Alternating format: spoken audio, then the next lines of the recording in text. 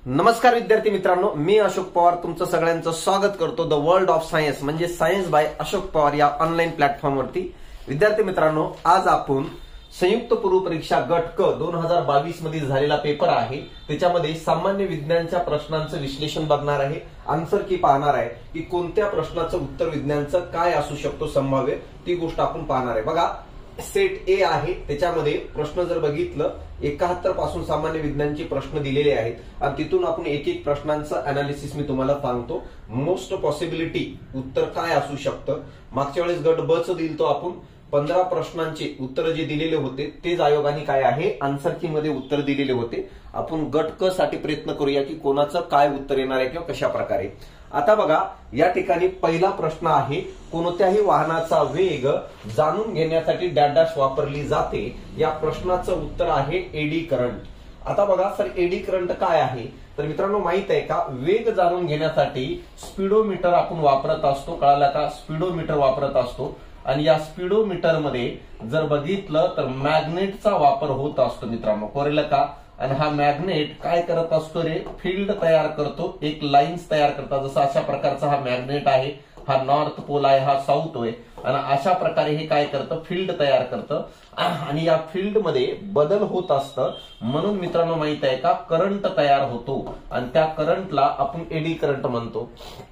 साध्या भाषेत सांगायचं म्हटलं तर तुम्हाला मी म्हणेल, एक मॅग्नेट घ्या आणि एका मॅग्नेटला एका लोखंडाच्या पाईप मधून वरतून खाली टाका मित्रांनो, तर तो एकदम स्पीडने खाली नाही येत, तर तो अटकत येतो का, कारण मॅग्नेट जेव्हा त्या लोखंडाच्या पाईप मधून टाकतो आपण कॉपरच्या वगैरे, तर त्यावेळेस तो मॅग्नेटच्या फील्ड मध्ये बदल होतं आणि त्या कारणामुळे काय हे करंट तयार होतो आणि तेव्हा तयार होणाऱ्या करंटला ईडी करंट म्हणत असतात।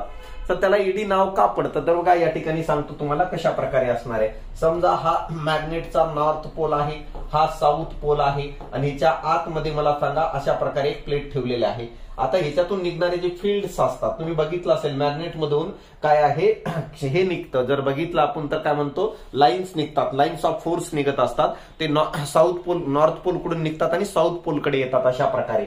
आता त्या लाईन्स जेव्हा निघतात तर ह्याच्यामध्ये करंट तयार करतं, त्या करंटला ईडी म्हणतात। ईडी का म्हणायचं, कारण यावेळेस तयार होणारा जो काही करंट आहे किंवा इलेक्ट्रॉन जे असतात ते रॅन्डमली इकडं तिकडं पळत असतात। जसं तुम्हाला म्हणतो ना पाण्यामध्ये तो भोवरा तयार होतो बघा, कळालं का, त्या प्रकारे रॅन्डमली ते तयार होत असतात, म्हणून त्या करंटला ईडी करंट म्हणतात। आणि असा ईडी करंट मला सांगा या स्पीडोमीटर मध्ये तयार होतो आणि हा मॅग्नेट गतिमान असतो मध्यंतरी आणि या तेव्हा तो स्पीड मोजलं जातं। तर या कारणासाठी उत्तर आयोग देणार आहे कन्फर्म आन्सर आहे एडी करंट, ज्याला चक्रकार प्रवाह म्हणून ओळखलं जातं। विद्युत धारेचा काही संबंध नाही, विद्युत धारेमध्ये इलेक्ट्रॉन सरळ गतिमान होतं, तर याच्यामध्ये रॅन्डमली गतिमान होतात, चंबकीय प्रेरणे पण मॅग्नेटिक इंडक्शन पण नाहीये, तर हे उत्तर असणार आहे पहिलं।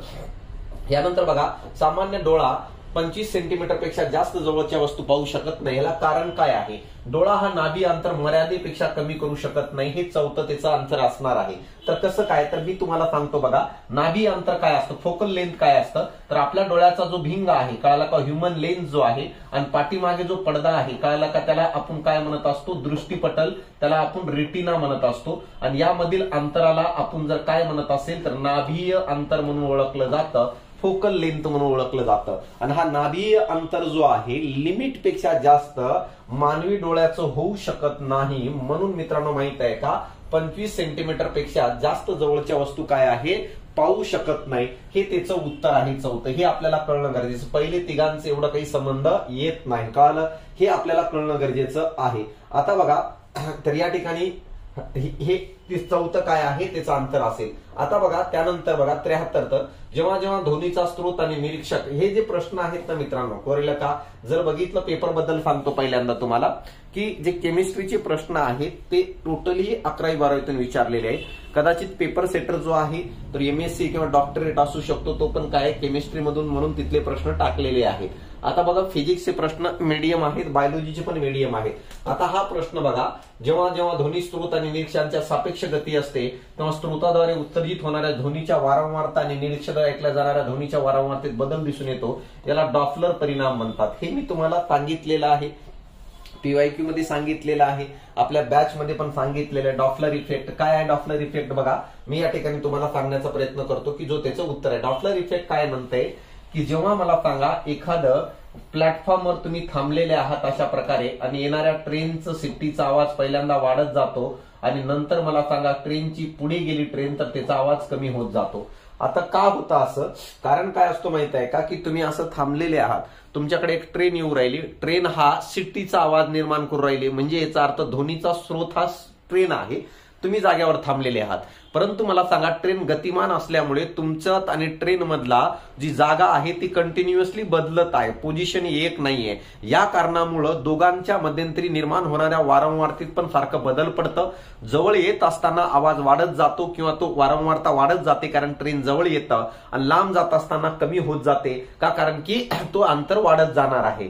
तर या कारणामुळे याला डॉप्लर परिणाम म्हणतात. ह्याचा उपयोग जो आहे रडार सिस्टम मध्ये केलं जातं. कारण जेव्हा मला सांगा एखादी मिसाईल डागली जाते तर ती मिसाईल कोणत्या दिशेने कुठं कशी जाऊ राहिली हे ओळखण्यासाठी मला सांगा तो मिसाईलचा आवाज, मिसाईलने निर्माण केलेलं वारंवारता आणि आपण ते ऑब्झर्वेशन करणारे काय निरीक्षक, हे दोघांमधला जो काही डिफरन्स आहे ते बघण्यासाठी, ते आयडेंटिफाय करण्यासाठी डॉप्लर परिणामाचा वापर करून मला सांगा अॅक्युरेट पोझिशन काय केली जाते, डिटेक्ट केली जाते. हे नोटबुक मध्ये पण क्लॅरिटीने दिलंय, म्हणून ह्याचं उत्तर येणार आहे तुमचं डॉप्लर परिणाम. त्याला आपण डॉप्लर इफेक्ट म्हणून ओळखलं जातं. कळालं का? हे आपल्याला समजणं गरजेचं आहे. खालीलपैकी कोणता मुद्र जपानमधील मिनामाटा, मला सांगा पीवायक्यूच्या बॅच मध्ये क्लॅरिटीने सांगितलेलं आहे की मिनामाटा कशामुळे होतं. उत्तर आहे मर्क्युरी, मिथिल मर्क्युरी नावाचा काय आहे घटक जो आहे या कारणामुळे हा रोग होतो. मिनामाटा हा रोग न्यूरोलॉजिकल प्रॉब्लेम आहे, मेंदूच्या रिलेटेड असणारा हा डिसऑर्डर आहे. कळालं का? जपानच्या लोकांमध्ये हे जास्त प्रमाणात आढळलं होतं का, कारण की पाण्यामधील जे मासे असतात, ज्या माशाद्वारे मानव ग्रहण करतो आणि त्या मासे जे आहेत पाण्यामध्ये दूषित पाण्यामधून जो मिथिल मर्क्युरीचं जो प्रमाण आहे, कळालं का, तर ते मर्क्युरीचं प्रमाण जो आहे जास्त प्रमाणात त्यांनी ग्रहण केलेले असतात आणि तो मासा जेव्हा मानव ग्रहण करतो तर मानवामध्ये हा प्रॉब्लेम आणवतो. हे आपल्याला कळणं गरजेचं आहे. तर अशा प्रकारे बघा हा क्वेश्चनचं उत्तर जर बघितलं तर आपल्याला कळणं गरजेचं आहे काय आहे, मर्क्युरी आहे. यानंतर बघा हे पीवायक्यू मधून आलेलं आहे. फॉस्फरस पेंटॅक्लोराइड, कळाला का, PCl5 हे काय आहे दिलेलं आहे. या रेणूंचे संकरणाने तयार होतो, म्हणजे याचा अर्थ आपल्याला हायब्रिडायझेशन विचारलंय. हायब्रिडायझेशनचा अर्थ कळतंय का तुम्हाला? हायब्रिडायझेशनचा अर्थ आहे एकत्र करलेले, एकत्र मिक्स झालेले आहे. याचं उत्तर आहे मित्रांनो चौथं sp3d. हे कसं काढायचं इन शॉर्ट मी तुम्हाला सांगायचा प्रयत्न करतो, परंतु जेव्हा सेपरेट एक्सप्लेनेशन घेईल त्यावेळेस डिटेल सांगेल. हे बघा फॉस्फरसचा अनुअंक 15 आहे, कळाला का, आणि त्याचं जर कॉन्फिगरेशन बघितलं 2, 8 आणि 5 आहे, म्हणजे शेवटच्या कक्षेत 5 इलेक्ट्रॉन आहेत, त्याला व्हॅलेन्स इलेक्ट्रॉन म्हणतात. आणि त्याला 5 क्लोरीनचे काय मित्रांनो माहित आहे का अणू जोडलेले आहेत.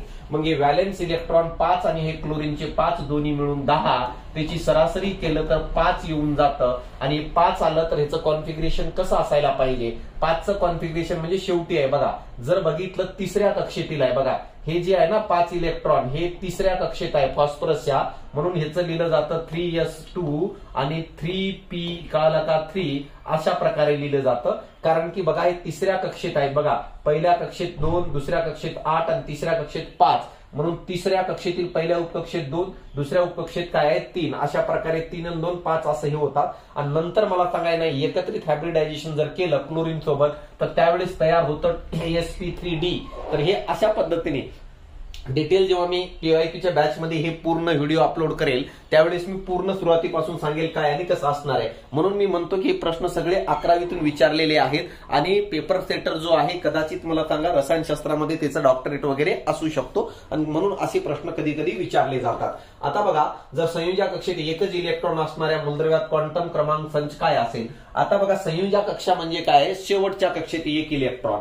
आता शेवटच्या कक्षेत 1 इलेक्ट्रॉन कुठं असणार आहे तर बघा लिथियम मध्ये शेवटच्या कक्षेत 1 असणार आहे, कारण लिथियमचा अनुअंक 3 आहे, म्हणून पहिल्या कक्षेत 2, दुसऱ्या कक्षेत 1 असेल मित्रांनो. कळालं का? बघा जर बघितलं लिथियम मध्ये तर 3 अनुअंक, पहिल्या कक्षेत 2, दुसऱ्यात 1 आहे. तर आपण लिथियमचं जर कॉन्फिगरेशन बघितलं तर पहिलं 1s2 येतं आणि दुसऱ्यामध्ये 2s1 अशा प्रकारे येतं. आणि जेव्हा 1s2 आणि 2s1 हे कॉन्फिगरेशन येत असतो तेव्हा त्याचा क्वांटम नंबर जो आहे n इक्वल टू 2 येऊन जातं, n equal to 0, m equal to 0, s equal to +1/2. तर ह्याचा अर्थ मला सांगा, ह्याचं उत्तर असायला पाहिजे लिथियम.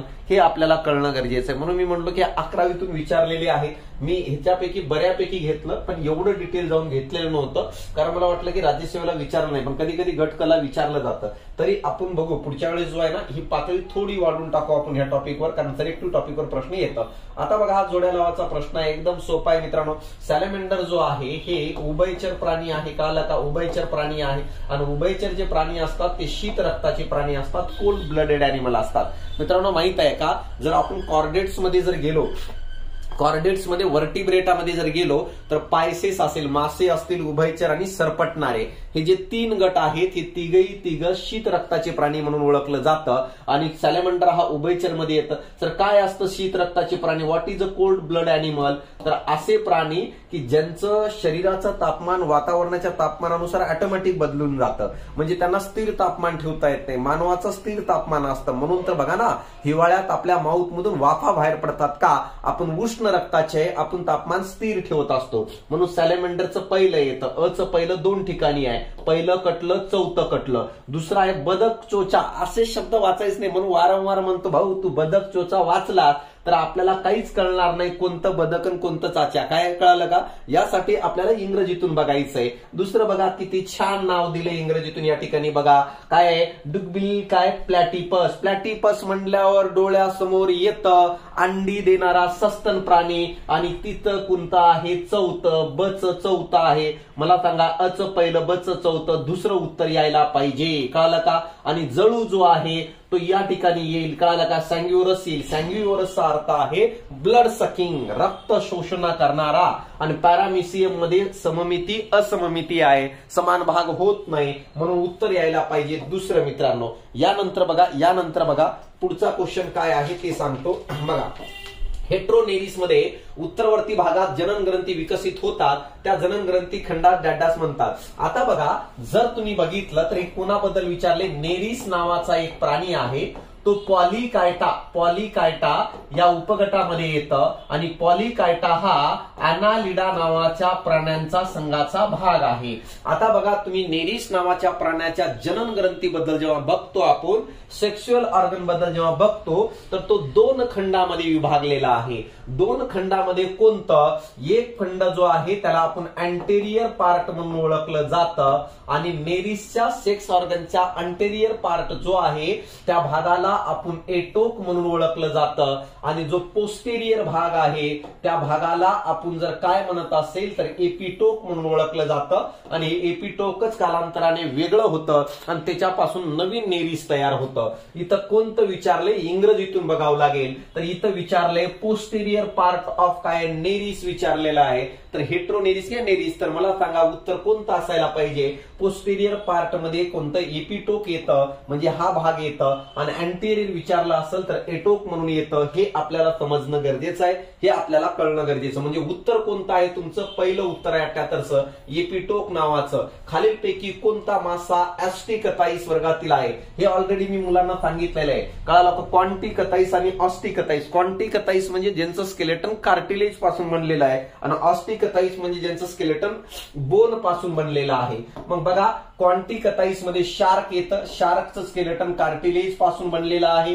क्वांटिकताईस मध्ये काय जर बघितलं, स्टिंगरे येतं, इलेक्ट्रिक रे येतं. कटला जो आहे हे ऑस्टिकताईस मध्ये येतं. कटला सोबतच मला सांगा, जर बघितलं हिपोकॅम्पस पण येतं मित्रांनो. कळालं का? ज्याला सी हॉर्स म्हणतात. एक्झोसिट्स म्हणून पण येतं. कळालं का? एक्झोसिट्स येतं, कारण याला उडणारा मासा म्हणतात. एक्झोसिट्स असेल, हिपोकॅम्पस असेल, कटला असेल, हे सगळेचे सगळे ऑस्टिकताईस मध्ये येतात. मग उत्तर तिसरं आहे. आणि क्वांटिकताईस मध्ये हे तिघ येतात, शार्क, स्टिंगरे आणि इलेक्ट्रिक रे. हे आपल्याला कळणं गरजेचं आहे. कळालं का? हे अंडी घालणारे, अंडी पिल्लांना जन्म देणारे शार्क असेल, स्टिंगरे, इलेक्ट्रिक रे, आणि कटला वगैरे, हिपोकॅम्पस, एक्झोसिट्स जे आहेत ना, हे अंडी घालणारे मासे आहेत. हे व्यवस्थित बघून जा, वारंवार प्रश्न येतो तिथं. कडुलिंबामध्ये डॅडास नावाची कीटकनाशक असते. ह्याचं उत्तर आहे मित्रांनो माहिती आहे का? ॲझेडिरॅक्टिनिन नावाचा हा घटक आहे. सगळे पेस्टिसाइड आहेत, इन्सेक्टिसाइड. हे डीटीटी जो आहे इन्सेक्टिसाइड आहे, आणि अल्ड्रीन जो आहे हा पेस्टिसाइड, हा पेस्टिसाइड आहे, हा इन्सेक्टिसाइड आहे, आणि बीएचसी हा पण पेस्टिसाइड आहे मित्रांनो. परंतु तो कडुलिंबामध्ये म्हटलंय, तर काय आहे या ठिकाणी आपल्याला समजणं गरजेचं आहे. ॲझेडिरॅक्टिन नावाचा जो काही हा इन्सेक्टिसाइड आहे, ह्याचा वापर जर बघितलं ब्रॉड स्पेक्ट्रम आहे. ब्रॉड स्पेक्ट्रमचा अर्थ कळतोय का? की एक स्पेसिफिक घटकावर नाही, मल्टिपल घटकावर तो कंट्रोल करत असतो. म्हणून बघा, आपण बघितलं असेल गावाकडे धान्य साठवत असताना त्याच्यामध्ये कडुलिंबाचा पाला टाकत होतो, कारण वेगवेगळ्या प्रकारच्या कीटकापासून धान्यांचं संरक्षण करतं. म्हणून तो काय मित्रांनो माहिती आहे का, किडांपासून विरुद्ध करतो. त्याच्यामध्ये कंटेन असतं अझेरिटिक नावाचा हा घटक. पण उत्तर यायला पाहिजे बी. या ठिकाणी कोणतं उत्तर असेल, हा बी म्हणजे कोणतं, ओनली बी. यानी दुसरा तुमचं आन्सर येणं गरजेचं आहे. 81 बघा, फळ उत्पन्न न करणाऱ्या झाडाला काय म्हणतात? कळालं का? फळ उत्पन्न न करणाऱ्या झाडाला काय म्हणतात हे आपल्याला समजणं गरजेचं आहे. तर मित्रांनो माहित आहे का, ह्याचं उत्तर काय यायला पाहिजे? तर ह्याचं उत्तर यायला पाहिजे मित्रांनो माहित आहे का, अकार्पस. कळालं का? अकार्पस, अकार्यक्षम. क्लोरेला का, हे आपल्याला कळणं गरजेचं आहे, हे आपल्याला समजणं गरजेचं आहे काय आणि कशा प्रकारे असणार आहे.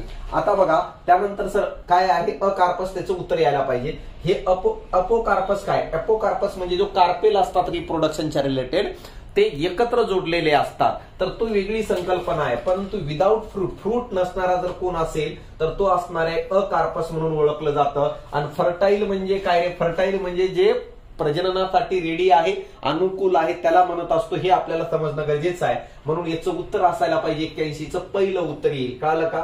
यानंतर बघा, बॅसिलस थ्रुंजिनिस हे मायक्रोबायल कीटकनाशक आहे. हे बरोबर आहे मित्रांनो. कळालं का? बॅसिलस थ्रुंजिनिस, बीटी कॉटन म्हणत असतो, बीटी म्हणत असतो आपण.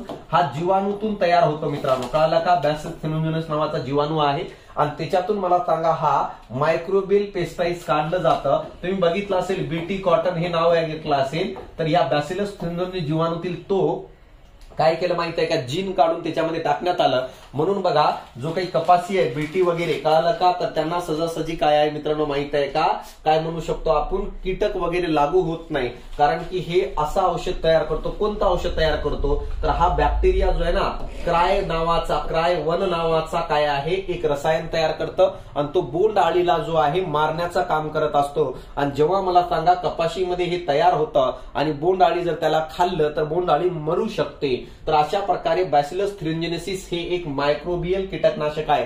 म्हणजे कोणापासून प्राप्त केलेलं आहे? बॅक्टेरियापासून, मायक्रो ऑर्गॅनिझम पासून तयार केलेलं आहे. आणि त्या बॅक्टेरियाला बॅसिलस थ्रुंजिनिसिस म्हणतो. आणि त्याच्यातून तो तयार होणारा विषारी रसायन त्याला क्राय म्हणून ओळखलं जातं. त्याचे प्रकार पडतात, क्राय-1, क्राय-2, क्राय-3. हे बायोटेक्नॉलॉजीचा पार्ट आहे. म्हणून मी म्हणतो की एरिया वाढवावा लागेल तुम्हाला. नुसतं काय 5वी, 6वी, 7वी नाही जमणार मित्रांनो. जर तुम्हाला विज्ञानमध्ये 12+ मार्क पाहिजे असेल तर तुम्हाला एरिया थोडं वाढवावं लागेल. आणि एरिया वाढवत असताना काय वाचायचं हे पण आपल्याला समजणं गरजेचं आहे. यानंतर बघा, 83चं काय असणार आहे, मलेरिया या आजारावर प्रभावी लस निर्माण करण्यासाठी अडथळा निर्माण होत आहे. कारण काय? बघा, मलेरियाच्या बाबतीत जर बघितलं, कळालं का, मलेरियाच्या बाबतीत जर बघितलं, जो प्लाझ्मोडियम आहे तो कारणीभूत असतो. आता सर प्लाझ्मोडियमचं काय मॅटर आहे? प्लाझ्मोडियम डेंजर कार्यकर्ता आहे. तो एकतर आपल्या आरबीसीच्या आतमध्ये राहतं किंवा लिव्हरच्या सेलच्या आतमध्ये राहतं. आता जनरली काय असतो माहित आहे का, की आरबीसीच्या आतमध्ये राहतो कोण? हा प्लाझ्मोडियम. प्लाझ्मोडियमची एक खासियत आहे, तो काय करतं, बाहेरून जर आपण एखादं औषध किंवा काही टाकलो, त्याला डवचलो, तर प्लाझ्मोडियमने काय करायला पाहिजे होतं? त्याला विरोध करायला पाहिजे होतं. जेव्हा मला सांगा त्याला विरोध करेल तेव्हा आपलं शरीर त्याला मारेल ना. मला सांगा, तुम्ही रस्त्याने जाऊ राहिले, जर तुम्हाला एखाद्याला मारायचंय, समोरचं जर तुमचे पाया पडत असेल, पायामध्ये पडलेलं असेल, तर मला सांगा तुमची मारण्याची हिंमत होणार आहे का? नाही ना. जर समोरचं तुम्हाला काहीतरी बोलत असेल, तुम्हाला काहीतरी प्रॉब्लेम क्रिएट करत असेल, तेव्हा तुम्ही त्याला मारताल. तर प्लाझ्मोडियमचं तोच आहे. प्लाझ्मोडियम काय करतो माहिती आहे का, आरबीसीच्या आतमध्ये जर गेलं तर बाहेरच्या कोणत्याही औषधाला, अँटीबॉडीजला काय करत नाही, तो प्रतिसादच देत नाही मित्रांनो. म्हणजे काही त्याच्या विरुद्ध झगडण्याचा प्रयत्नच करत नाही. म्हणून आपलं शरीर या प्लाझ्मोडियमच्या विरुद्ध कोणतंही अँटीबॉडी तयार करत नाही. हा त्याचा प्रॉब्लेम आहे. म्हणून पहिलं बघा, प्लाझ्मोडियम जर बघितलं, पहिलं ऑप्शन काय आहे ते मी तुम्हाला या ठिकाणी सांगण्याचा प्रयत्न करतो. बघा, पहिलं ऑप्शन जर बघितलं तर या ठिकाणी बघा, प्लाझ्मोडियम हा पेशीमध्ये रोग प्रतिकारक प्रतिक्रियेपासून लपलेल्या अवस्थेत असतो. तर हे विधान बरोबर आहे. म्हणजे याचा अर्थ तो सुप्त अवस्थेत आहे. तो कोणत्याही प्रकारच्या बाहेरच्या अँटीबायोटिक्सला प्रतिसादच देत नाही. जर मला सांगा बाहेरच्या अँटीबायोटिक्सला प्रतिसाद दिला असतं तर आपलं शरीर ओळखलं असतं, हा याच्यापासून आपल्याला धोका आहे, आपल्याला याला संपायला पाहिजे. म्हणजे याला आपण काय म्हणतो, घरातलाच भेदी म्हणतो आपण. कळालं का? जसं आपल्यातला एखादा कार्यकर्ता असतो, आपल्याला माहितच नाही नेमकं ओरिजिनॅलिटी काय आहे, सुप्त अवस्थेत असतं. आणि जेव्हा वेळ पडली, सगळ्यांचे मोबाईल फिबाईल काय भेटल ते रूम मध्ये चोरून घेऊन गेलं, नंतर पस्तावा तर आपल्याला वाटलंच नाही हा असं निघल म्हणून. तर तशा प्रकारची अवस्था प्लाझ्मोडियमची आहे. दुसरी गोष्ट, हा पृष्ठभागावरचे अँटीबॉडीज बदलतं, प्रथिने बदलतं, या कारणामुळे अटॅक करायला जो आहे एवढं सोपं नसतं. तर हे दोन कारण आहेत की या कारणामुळे मला सांगा माझ्या म्हणण्यानुसार तर काय आहे की अँटीबॉडी म्हणजे काय लस तयार करण्यासाठी अवघड जाते, हे दोन कारण असल्यामुळे. म्हणून उत्तर यायला पाहिजे चौथं, हे तुम्हाला समजणं गरजेचं आहे मित्रांनो. यानंतर बघा खालीलपैकी कोणत्या प्रकारच्या पांढऱ्या रक्तपेशी टक्केवारी निरोगी मनुष्य रक्तामध्ये सर्वात कमी असते, हे सगळ्यांना सांगितलेलं आहे. लिम्फोसाइट जर बघितलं मित्रांनो माहित आहे का, तर काय असणार आहे रे, हे जर बघितलं लिम्फोसाइट, तुम्हाला आठवत असेल की लिम्फोसाइट काय करत असतात, प्रतिकार क्षमता निर्माण करतात. 25 ते 33% लिम्फोसाइट आहे. मोनोसाइट जर बघितलं 3 ते 9% आहे. इसिनोफिलस ज्याला ऍसिडोफिलस म्हणतो हे 3% आहे आणि बेसोफिलस 0.5% असतं. सर्वात जास्त न्यूट्रोफिलस असतं जे 54 ते 62% असतं मित्रांनो. व्यवस्थित लक्षात द्या, पुढच्या वेळेस विचारू शकतात. लिम्फोसाइट प्रतिकार क्षमता वगैरे निर्माण करत असते, अँटीबॉडीज तयार करतात. मोनोसाइटला स्क्वेंजर म्हणत असतात, ते जीवाणूला मारतात, तसे जागा क्लीन करतात. इसिनोफिलस अँटी अलर्जिक म्हणून कार्य करतं. तर बेसोफिलस 2 रसायनांचं वहन करतं, ज्याला आपण जर हिस्टामाइन आणि काय म्हणत असतो रे हिपॅरिन, या 2 रसायनांना ते वाहन करण्याचं काम करत असतं. तर हे असणार आहे 85चं. बघा इन्सुलिन रक्तातील साखरेचे प्रमाण कसे कमी करते, तर मित्रांनो माहित आहे का, रक्तातील साखरेचं शोषण करतं आणि ग्लायकोजन काय आहे तयार करतं. सर कसं तयार करतं मी सांगतो बघा. तर समजा ही पेशी आहे आणि पेशीच्या समोर अशा प्रकारचं काय आहे, हे ग्लुकोज आहे मित्रांनो. आता बघा हा ग्लुकोज खूप जास्त आहे आणि ग्लुकोज जास्त असेल तर ही सेल त्या ग्लुकोजला खात बसेल आणि अशा प्रकारे न नियंत्रण करता पेशी किती जरी ग्लुकोज खात असेल तर त्यालाच आपण डायबिटीज म्हणत असतो. मग अशा अवस्थेमध्ये आपलं काळीज लिव्हर स्वादुपिंडाला सांगतो, स्वादुपिंड कोणाला पाठवतं, बीटा सेलला, आणि बीटा सेल पाठवतं इन्सुलिनला. इन्सुलिन जाऊन पेशीला समजून सांगतं बाळ एवढं जास्त खाऊ नको, ग्लुकोज तुझं काय नाही, आमचं वांदा आहे. तर पेशी म्हणते त्या इन्सुलिनला तो कामधंदा बघ आपल्याला काही घेणं देणं नाही आहे.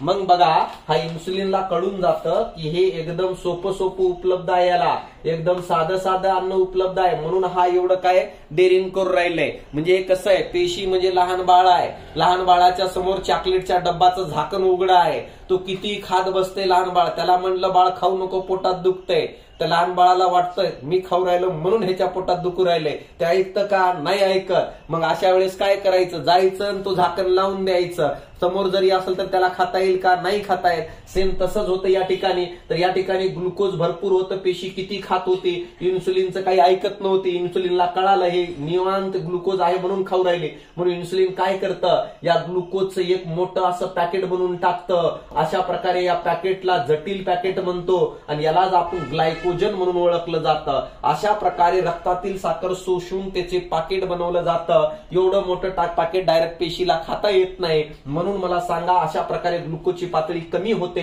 शरीरात ग्लुकोज मोकळा राहत नाही. म्हणून इन्सुलिन कसं कार्य करतं, रक्तातील साखर शोषून घेऊन ग्लायकोजन तयार करतं. म्हणून ए आणि बी हे तुमचं उत्तर असायला पाहिजे 85चं. तर अशा प्रकारे बघा मित्रांनो माहित आहे का, या ठिकाणी आपण 15 प्रश्नांची उत्तरं मोस्ट प्रोबॅबिलिटी दिलेल्या आहे. गट ब मध्ये 15 प्रश्नांची उत्तरं दिली, ते आयोग 15 पैकी 15 तेच उत्तर दिलेलं होतं. गट क साठी पण मी तसेच प्रयत्न केलेले आहे. येणाऱ्या काळात विज्ञानामध्ये कोणतीही अडचण पडली तर त्या डेटाबेसच्या रिलेटेड मी युट्यूबला काही लेक्चर चालू करणार आहे. यासाठी तुम्हाला युट्यूब चॅनलला सबस्क्राईब करायचंय. कोणतं, सायन्स बाय अशोक पवार, कळालं का, सायन्स बाय अशोक पवार कळलं का, या युट्यूब चॅनलला तुम्ही सबस्क्राईब करून ठेवा. तुम्हाला सायन्सच्या रिलेटेड अतिशय महत्वाचे, अतिशय कठीण वाटणारे 11वी 12वीच्या लेवलचं काही कंटेंट मी तुम्हाला 100% त्याच्यावर येणाऱ्या काळात उपलब्ध करून देणार आहे. ऑनलाईन प्लॅटफॉर्म पण उपलब्ध आहे. प्ले स्टोरवरून सायन्स बाय अशोक पवार नावाचा आपला ऍप आहे, त्याच्यावर पण काही फ्री कंटेंट आहे, ते जाऊन बघा. आणि आपण भेटू पुढच्या सेशनमध्ये, ते पण ह्याच प्रश्नांचं डिटेल अनालिसिस घेऊन. आणि सगळ्यांना जर बघितलं, पेपर सामान्य विज्ञानचा हा कठीण होता. बॅचच्या विद्यार्थ्यांना आरामशीर 10-11 यायला पाहिजे आणि तेवढे मार्क येत असेल तरी चांगले मार्क आहेत विज्ञानमध्ये, हे आपल्याला समजणं गरजेचं आहे. तर या ठिकाणी थांबतो, भेटू आपण पुढच्या सेशनला. धन्यवाद.